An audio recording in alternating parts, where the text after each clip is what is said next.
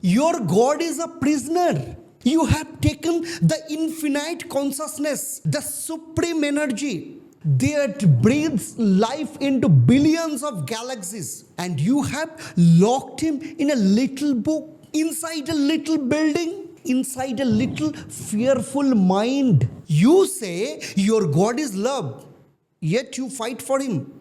You kill for him. You divided humanity into the saved and the doomed for him. This is not religion. This is politics. In 1893, a Hindu monk walked onto a stage in Chicago. The Western world thought he had come to civilize by them. They thought they had come to learn. He did not go to learn. He went to warn them. He looked directly at the most powerful religious leaders of Abrahamic world, and he delivered a truth so shattering, so dangerous, and they applauded him, but immediately buried his warning. They ignored it, and because they ignored it, the 20th century became a slaughterhouse. And welcome to all ISWOR global community. Today I tear down the illusions you can call faith. On September 11th, 1893, Swami Vivekananda stood before men who believed they held the exclusive monopoly of truth. Men who believed that they had only valid ticket to heaven. Vivekananda looked at his immense arrogance and he smiled. He told them a story. He spoke of a frog into lived its entire life in a small well. To this frog, the well was the entire universe. There was nothing else. One day, a frog from the vast, infinite ocean fell into the well. The well frog asked, "How bigger is your ocean? Is it as big as my well?" The ocean frog laughed. "How can you compare the infinite sea to your little hole in the ground?" The well frog became furious. He screamed, "Nothing can be bigger than my well. You are a liar. You are a heretic." He drove the ocean frog away. Vivekananda was looking at the Western dogmas and telling them to their faces, "You are the frog in the well." When you say, "My Savior is the only Savior, my prophet is the only prophet, my way is the only way," you are just a frog screaming in the dark. From the perspective of the Sanatan Dharma, God is not an old man sitting in the clouds demanding your worship. God is Brahma, the absolute consciousness, the very screen on which the movie of this universe is playing. How can the infinite be jealous? How can the infinite demand your exclusive obedience to control you? They invent a disease. They had to convince you that you were broken.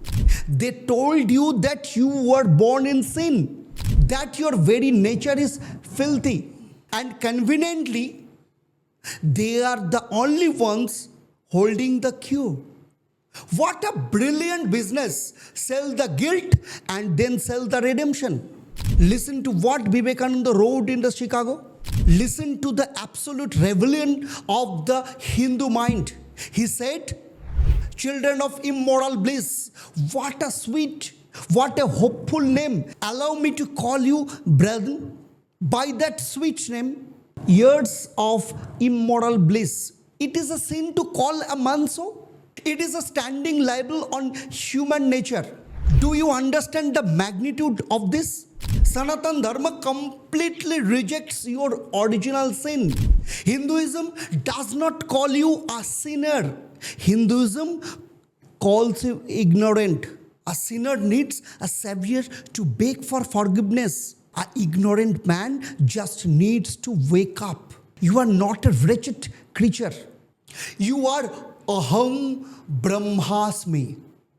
You are the universe experience itself. You are divine, but you have been brainwashed into playing a role of a beggar.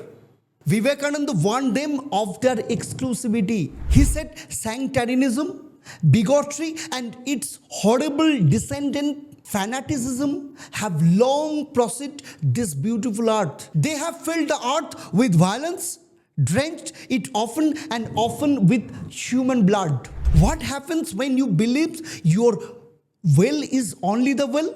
You must destroy others' wealth, millions slaughtered, entire civilization erased from the map, indigenous culture were burned to ashes, all in the name of a loving, merciful gods.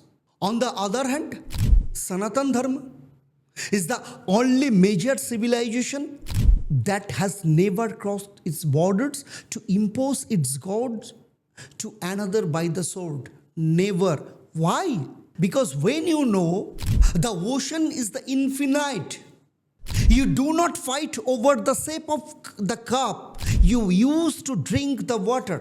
Vivekananda warned the West that if they did not drop their tribal, exclusive claims, if they do not accept that all rivers lead into the same ocean, humanity would tear itself apart.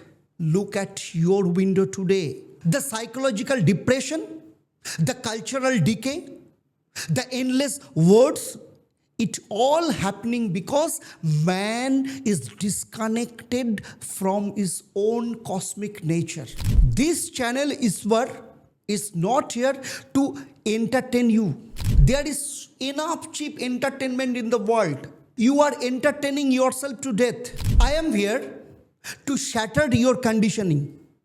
I am here to bring back the roaring truth of the ancient rishis. The truth that Vivekananda took to the West. The truth that the modern world desperately tries to hide from you. If you are comfortable in your little well, if you need to control of a tribal god, click away, go back to sleep.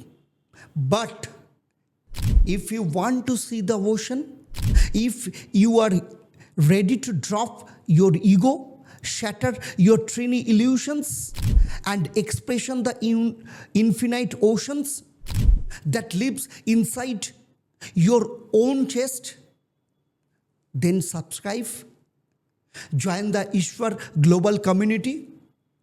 The awakening just began. Namaskar.